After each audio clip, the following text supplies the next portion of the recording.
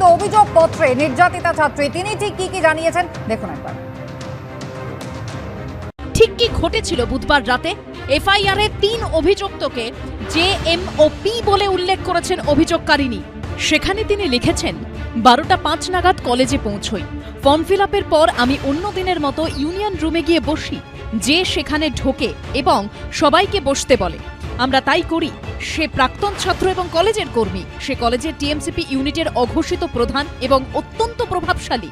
সবাই তার কথা শোনে। টিএমসিপি ইউনিটে সে সবাইকে পদ দেয়। আমাকেও সে গার্ল সেক্রেটারির পদ দিয়েছিল। যে আমাকে বাইরে ডেকে বলে সে প্রথম দিন থেকে আমাকে পছন্দ করে। গার্লফ্রেন্ড থাকা সত্ত্বেও সে আমার প্রেমে পড়েছে।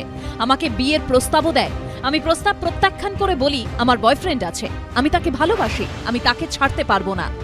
এফআইআরে অভিযোগকারিনী লিখেছেন, 7:30 নাগাদ জিএস এই বলে বেরিয়ে যান যে তিনি শিগগিরই কিছু কাজ সেরে ফিরে আসবেন। তখনই আমিও জিনিসপত্র গুছিয়ে বেরোতে যাই। তখন যে আমাকে আটকায় এবং পি ও এম কে চোখের ইশারায় বাইরে যেতে বলে। তারা বেরিয়ে যায় এবং জের কথা মতো বাইরে থেকে দরজা আটকে দেয়। আমি কিছুই করতে পারিনি। সেকেন্ডের মধ্যে যে আমাকে ওয়াশরুমের কাছে নিয়ে যায় এবং আমাকে যৌন সম্পর্ক স্থাপনের উদ্দেশ্যে জোড়াজুড়ি করে।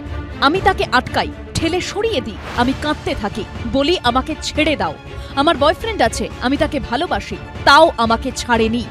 এফআইআরে অভিযোগকারিনী উল্লেখ করেছেন, তারা জোর করে আমাকে গার্ডের ঘরে নিয়ে যায়। যে আমাকে বিবস্ত্র করে ধর্ষণ করে।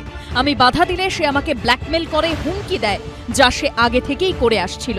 সে আমাকে হুমকি দেয় আমার বয়ফ্রেন্ডকে খুন করে দেবে, আমার মা বাবাকে গ্রেপ্তার করিয়ে দেবে। তাও আমি বাধা দিই।